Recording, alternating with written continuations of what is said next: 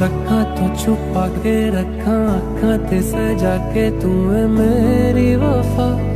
रख अपना बना के मैं तेरे लिया यारा, ना पावी कदे दूरियां।